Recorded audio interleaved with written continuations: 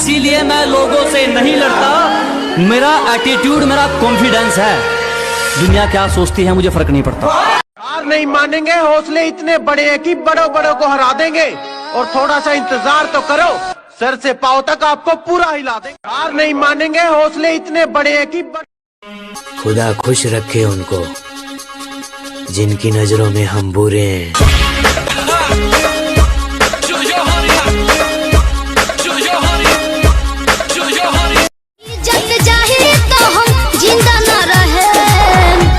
पगली प्यार कइले बानी ऐसन काम ना करे रानी तोहर नाम बदनाम न करे।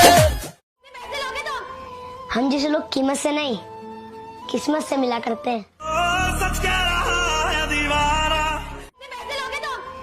हम जिसे लोग कीमत से नहीं बाबू हमको पटाने में सीख जाओगे, मेरा खर्चा उठाने में बिक जाओगे, फिर पीटोगे माथा पछताते हुए। अरे बाप रे कि तेरे जैसी घरेलू बनावे के सारी जो सुपाटी सब बात देख लो ना खेल के कबड्डी। फिट रही दे हमारा भीम राजा जी, पेटो निकले जो वाहिन कोला जी राजा जी। अपना दिल के तू दे दा तलाशी, हमरा दिल के भइल बाटे चोरी, हमरा दिल के भइल बाटे चोरी।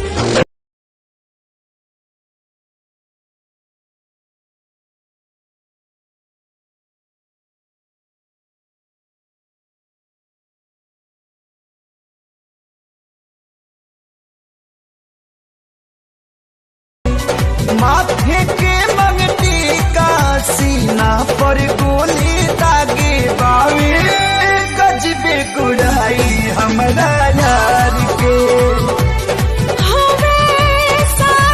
अरे मर गए फोकट में हमको ही तो हमको लियो बचाए। ऐसा तीर चला मेरे दिल पर जिसकी मार सही ना जाए। शेर का बेटा शेर होवे दुनिया को बताना पड़ गया, बाप के इज्जत के खातिर हथियार उठाना पड़ गया, बाप के इज्जत के खातिर हथियार उठाना पड़ गया।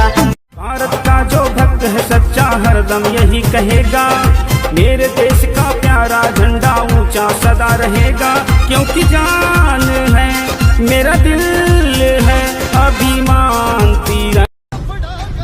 तू क्या मैं डरा रहा, थोड़े दिन रुक तेरा बाप आ रहा।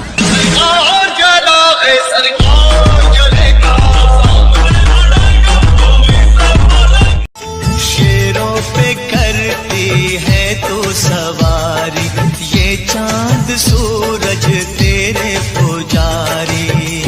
बुलाते लोग प्यार से दस आनंद मुझे नाम से, बुलाते लोग प्यार से दस आनंद मुझे नाम से।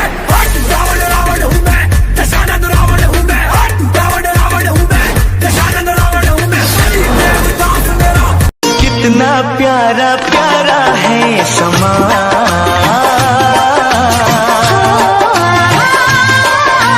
प्यासे दिल की धड़कन है जवान।